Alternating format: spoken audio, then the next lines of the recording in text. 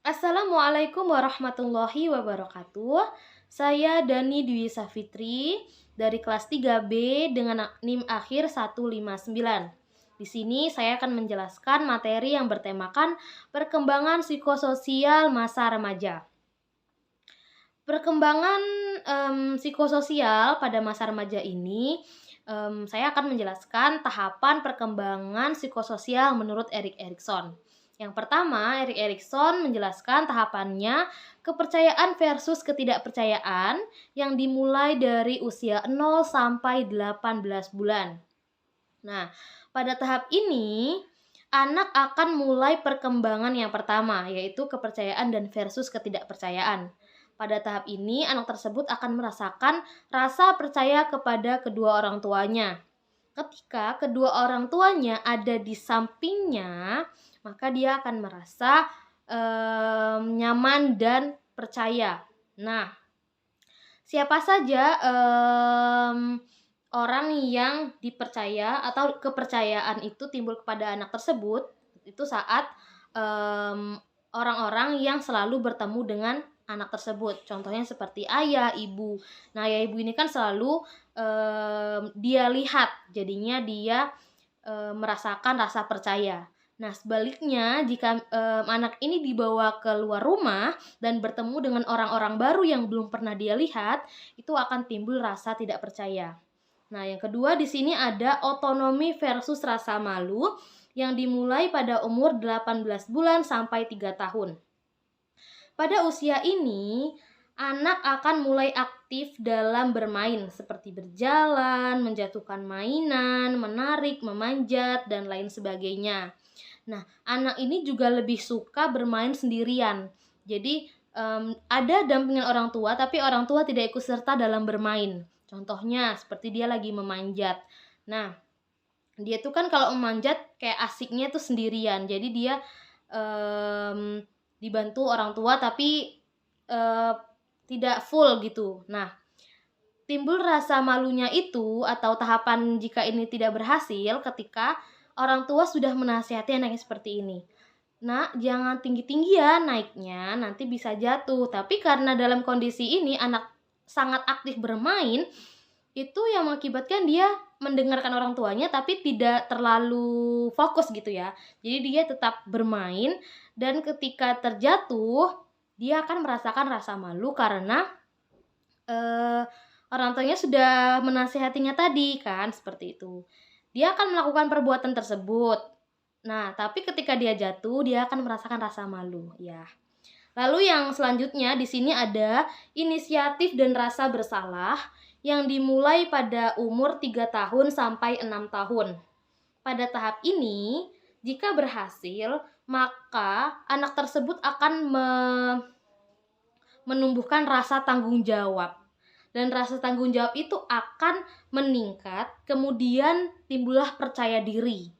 Nah, itu juga akan meningkat, tetapi jika tahap ini tuh gagal, nah, anak tersebut akan merasa bersalah.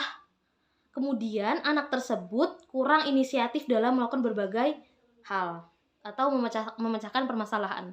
Lalu yang selanjutnya di sini ada tahap ketekunan versus rasa rendah. Pada tahap ini merupakan tahap peralihan.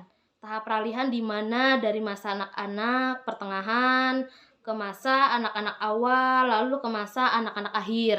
Dan masa anak-anak awal, anak-anak pertengahan, dan masa anak akhir.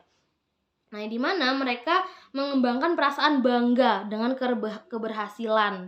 Jadi anak ini pada tahap ini itu mereka pada tahap yang lagi mulai kompeten, mulai bertanding ya bahasanya dengan teman-teman lainnya, seperti anak SD gitu ya, dia ingin memenangkan juara 1 berarti dia harus belajar. Nah, itu jika timbul itu, jika berhasil, anak akan menumbuhkan rasa percaya diri yang kuat. Tapi kalau misalnya tidak berhasil, anak akan tumbuh rasa putus asa, tidak percaya diri, dan lain sebagainya. Dan yang selanjutnya di sini ada identitas dan versus kebingungan yang dimulai dari umur 12 tahun sampai 18 tahun. Nah, pada tahap ini anak harus didampingi dengan orang dewasa karena dia berdampingan dengan masa pubertas. Jadi dia masih bingung nih, aku itu disebut anak-anak juga nggak anak-anak, disebut anak dewasa juga belum dewasa juga. Jadi harus perlu pendampingan. Karena kalau misalnya kurang pendampingan, jika gagal, anak akan bertanya-tanya atau ada mengalami krisis identitas. Tapi kalau berhasil, identitas tersebut akan terbentuk dengan baik. Lalu yang selanjutnya di sini ada keintiman versus isolasi yang dimulai pada umur 18 tahun sampai 40 tahun. Nah, pada tahap ini di mana identitas personal yang sangat kuat lebih dari kuat pada wanita dan pria. Jadi individu ini, wanita dan pria ini sudah membentuk sebuah komitmen atas keluarga ya. Lalu yang selanjutnya di sini ada generativitas versus stagnasi dimulai pada umur 40 tahun sampai 65 tahun. Yang dimana pada tahap ini seseorang akan melanjutkan kehidupannya dan dia sudah fokus pada karir keluarga. Nah, jadi pada tahap ini seorang individu itu sudah fokus kepada karir keluarganya. Jadi dia tidak fokus dengan dunia luar lagi. Fokus dunia luar tapi mereka yang sangat dipentingkan itu adalah yang ada seperti keluarga dan karir. Nah, yang terakhir di sini ada di sini ada tahap integritas dan versus keputusasaan. Ini dimulai dari umur 65 tahun sampai ke atas. Nah, di mana tahap ini seorang sudah mulai introspeksi diri terhadap masa-masa lalu yang sudah dia alami.